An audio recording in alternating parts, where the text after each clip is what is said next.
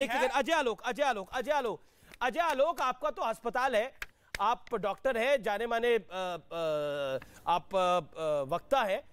दिवाली पे कितने दिन की छुट्टी होती है? फिर मैं आता हूं। और आपकी सहूलियत क्या होती है, कब छुट्टी होनी चाहिए? सबकी सहूलियत पूछ लेते हैं ना इस देश के अंदर। अब सहूलियत पूछ की छुट्टी होगी, फिर बोला जाएगा सहूलियत देखकर जज रखे जाए, फिर होगा सहूलियत देख के डीएम बने, फिर होगा सहूलियत देख के पुलिस वाला बने, फिर होगा सहूलियत देख के नीचे के अफसर भी हो सारे। ये पूरी सहूलियत होनी चाहिए, पूरी सहूलियत हो ना। सहूलियत जुम्मे की छुट्टी की क्यों हो? मैं कहता हूं सहूलियत पूरी होनी चाहिए। ओके। और कौन सी दिवाली पे कौन से 15 दिन की छुट्टी होती है? मैंने तो नहीं देखा दिवाली पे 15 दिन की छुट्टी होते हुए। मैंने तो दिवाली पे 15 दिन की छुट्टी नहीं देखा। लेकिन इस देश में क्रिसमस पे जरूर 1 महीने 20 दिन की छुट्टी होती है, स्कूलों की भी और इसके अलावा कोर्ट्स की भी। दिवाली पे कौन से 15 दिन की छुट्टी होती है, ये मैंने नहीं देखा। जिस छुट्टी को आपने 25 बारी बोला, दिवाली पे 15 दिन की छुट्टी होती है। No here. Okay, doctor Ajay Alok को सुनना पड़ेगा बॉस, सुनना पड़ेगा, ऐसा नहीं चलेगा ना। बोलिए अजय आलोक, कब इन आपकी सहूलियत किस हिसाब से छुट्टी की बता दीजिए। ये लोग आपके नहीं अमीश, अच्छी बात है कि आपके टेलीविजन चैनल पे आके ये लोग इसी तरह से खुलेआम बोलते रहें और अपने आप को एक्सपोज करते रहे, ताकि देश को पता चले कि इनकी मानसिकता क्या है। संविधान बहुत जोर से बोलते हैं कि संविधान से देश चलेगा, संविधान से सरकार चलेगी। आप क्या चाहते हैं? हम तो भाई साहब, जितनी छुट्टी होती है साल की जितनी छुट्टी होती है ना, 1 मिनट, सहूलियत के हिसाब से नहीं होती है, सरकार के गजट के हिसाब से होती है। और सरकारी गजट के हिसाब से संडे वीकली ऑफ होता है, सैटरडे संडे सरकारी कार्यालय में काम नहीं होता है। अब एक मिनट सुनिए, अरे सुनिए, बीच मत बोलिए। सैटरडे संडे गवर्नमेंट ऑफ होते हैं और आपके हिसाब से स्कूल की छुट्टियां नहीं बदलेंगी। आप बीच में बोल रहे हैं क्योंकि आपके पास तर्क नहीं है। आप बीच में बोल रहे हैं, उलूल बोल रहे हैं क्योंकि आपके पास तर्क नहीं है। सुन लीजिए, सुनिए, आपके हिसाब से स्कूल बंद नहीं होंगे, आपकी जरूरत नहीं जाएगी। आपके आवाम के हिसाब से, नियम के हिसाब से स्कूल चलते हैं। सरकारी स्कूल कोई जनसंख्या के हिसाब से नहीं चलते हैं। आप समझ लीजिए। ये कहिए कि जनसंख्या का दबंगई है। दानिश डाउन करिए, अजय आलोक का खोलिए, अजय आलोक अपनी बात को रख ले, फिर दानिश अपनी बात को रखेगा। दानिश, मैंने बोला आपको पहले, मेरा कार्यक्रम सबसे ज्यादा देखा जाता है, उसका मेरे व्यूअर्स के साथ इंसाफ करिए। Doctor Ajay Alok, 40 seconds, make your point. देखिए अमीश, गढ़वा झारखंड पहले बिहार का ही हिस्सा था। ये जो डेमोग्राफी चेंजेस हो रहे हैं, जहां पे आबादी बढ़ रही है, वहां पे ये सब अराजकता, ये सब समस्या हो रही है। चाहे वो पश्चिम बंगाल हो, चाहे बिहार के सीमावर्ती जिले हों, चाहे झारखंड का हिस्सा हो, यह आबादी की दबंगई का नतीजा है। और आज इसी को देखते हुए योगी आदित्यनाथ जी ने सच बोला, बिल्कुल, जिसके लिए उनकी तारीफ की जानी चाहिए, कि जनसंख्या संतुलन बदलेगा, डेमोग्राफी बदलेगी तो अराजकता होगी, और वही हो रही है। नहीं, अजय आलोक, आप सवाल का जवाब नहीं देते। आपकी सहूलियत कब है छुट्टी की? कब होनी चाहिए छुट्टी आपके अनुसार? कब होनी चाहिए सहूलियत? कब है आपकी जी? बताया नहीं आपने। यहाँ सब लोग सहूलियत बता रहे हैं।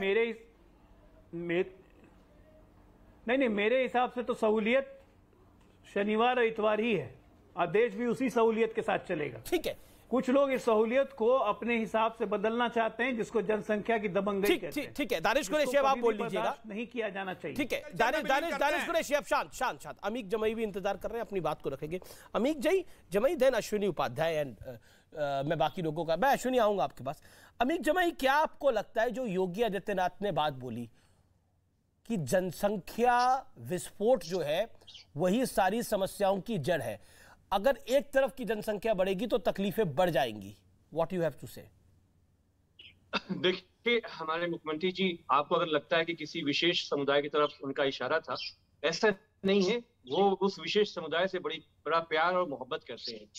हमारे देश में जनसंख्या से जुड़ी जो सबसे बड़ी समस्या है अमीश देवगन जी, वो समस्या है कि खुद भारतीय जनता पार्टी, प्रधानमंत्री नरेंद्र मोदी जी, मुख्यमंत्री योगी जी कहते हैं कि हम इस देश के 80 करोड़ लोगों को सरकारी खाना खिला रहे हैं। मतलब ये है कि 80 करोड़ में मुसलमान तो चलिए 10 करोड़ होंगे, मान लीजिए 70 करोड़ हिंदुओं को भारतीय जनता पार्टी ने उनकी रोजी रोटी तोड़ के भिखारी बनाने का काम कर दिया है।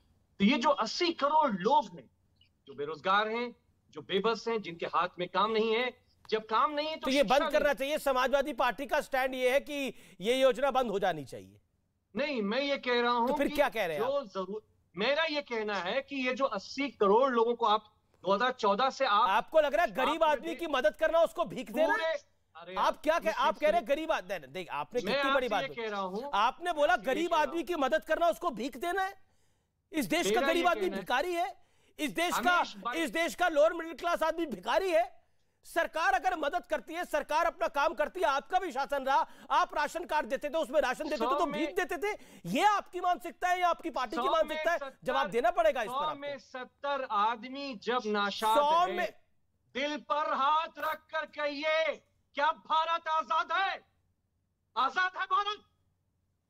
आप तो ऐसे बात करें कि आपकी सरकार के अंदर 100 में से 70 को नौकरी मिल रही थी। क्या इलॉजिकल बात कर रहे हैं? कॉर्पोरेट अमीरों को, इस देश की दौलत को लुटवाने का काम भारतीय जनता पार्टी करती है और इस देश का एक बड़ा तबका भारतीय जनता पार्टी की वजह से गरीब हो गया। किसान पूरे देश में। अच्छा ठीक है, आप जनसंख्या पे कुछ नहीं बोल रहे। आप कह रहे हैं कि ये जो खाना अगर राशन जो सरकार देती है वो भी बंद कर दे। आपकी तो लाइन ही अलग है। एक सेकंड। और स्कूल पर आप क्या कहते हैं? छुट्टी भी इसी हिसाब से होनी चाहिए जैसा सहूलियत हो। आप भी इस लाइन के साथ है? आप मुझे बात को रखने देंगे? आप पिछले 2 मिनट से रख रहे हैं बात। आपके सवाल, मैं जानता हूं सवाल कहां से आ रहे हैं। नहीं, मेरे सवाल तो जनता से आ रहे हैं। मेरे सवाल तो जनता से आ रहे हैं, लेकिन आप शायद नहीं जवाब दे पा रहे। एक अकेला प्रवक्ता आधिकारिक बैठा है आपके इस चैनल पे। बेवकूफ समझ रहे हैं आप? मैं हट जाऊं अभी यहाँ से? बात रखने दीजिए पहले पूरी। आप बात रखिए। मैं आपसे सवाल पूछ रहा हूं। आपसे बड़ा सीधा सवाल मैंने पूछा कि आपको क्या लगता है कि आपको लगता है सहूलियत के हिसाब से छुट्टी होनी चाहिए? अभी आपने एक तो बोला गरीब आदमी का खाना बंद हो जाना चाहिए। समाजवादी पार्टी की ये राय आ गई। आगे बढ़िए। नहीं, समाजवादी पार्टी अभी आपने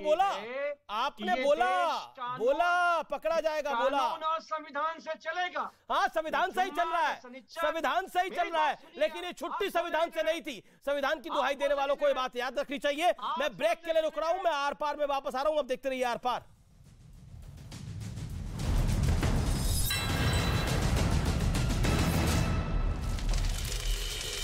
इसका आंकड़ा ऐसा रहा कि वो चीन के लोगों की आंखों में कांटे की तरह चुभते थे। संवेदनहीनता की हद तो ये है कि उनकी हत्या की खबर पर भी चीन के लोगों ने बेशर्मी की हद पार कर दी। और पता चला कि चीन के सोशल मीडिया प्लेटफॉर्म वीवो और वीचैट पर लोगों ने जश्न तक मनाना शुरू कर दिया। शिंजो के हत्यारे को चीन के लोगों ने अपना हीरो तक बताना शुरू कर दिया। इसकी वजह यह है कि शिंजो